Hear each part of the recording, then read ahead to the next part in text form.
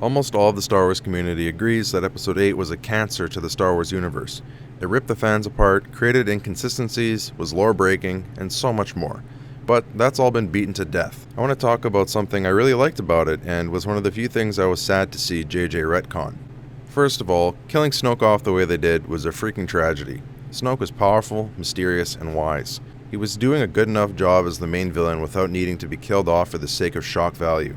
Literally everything else about Snoke was fine. He just didn't have to die. It left a gaping hole in the sequel trilogy, and JJ filled it by shoehorning in Darth Sidious, instead of going with a more obvious choice like Hux or Kylo Ren. It had been a lot of fun between Episode 7 and 8 theorizing who Snoke was, and what his deal was. It's just too bad they couldn't make him his own dude with unique characteristics instead of killing him off and bringing in a fan favorite from out of the grave and destroying the legacy of Anakin's sacrifice. Anyway, I like the vision that Snoke had for Rey and Kylo. Snoke understood that it was futile for the dark side and the light side to continue battling it out to be on top, because then the Force would always be unbalanced and the universe would continue to drastically correct itself. Snoke wanted to bring them together and show them this. Snoke was trying to encourage balance and saw that light can't exist without the dark and vice versa. It was an original idea that suited the Star Wars universe well. That's why I think Snoke was pretty cool and was given an unfortunate death. Sure, he used evil ways to achieve his goals, but it was more of a lawful or neutral evil than a chaotic one. The Force Dyad is supposed to be this big prophecy comparable to Anakin being the chosen one, but it's just really poorly executed.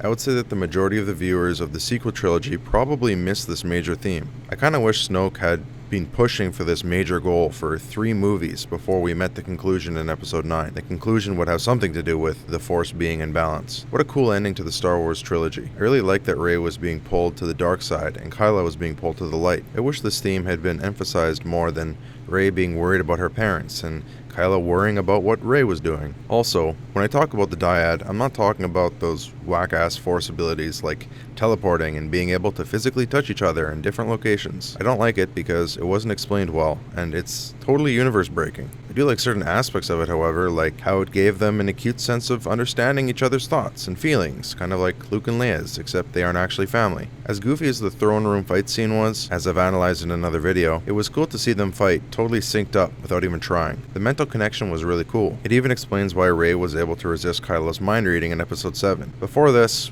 we called Rey a Mary Sue. That was the only explanation of how powerful she was. But this is actually a pretty decent explanation on how she closed the gap on Kylo's power so quickly. I'm not a huge fan of it, but at least it makes a little bit of sense. Not because she's suddenly a Palpatine, but because of her powerful Force Dyad with Kylo. I like this explanation better than JJ's. As for the Force healing, the Dyad explanation actually does a good job explaining how Rey and Kylo are able to do this in Episode 9. Since it's like a Force essence transfer, it makes sense that they're able to transfer Force in and out from each other because they're connected through the Force. But in my opinion, it should just be about healing each other.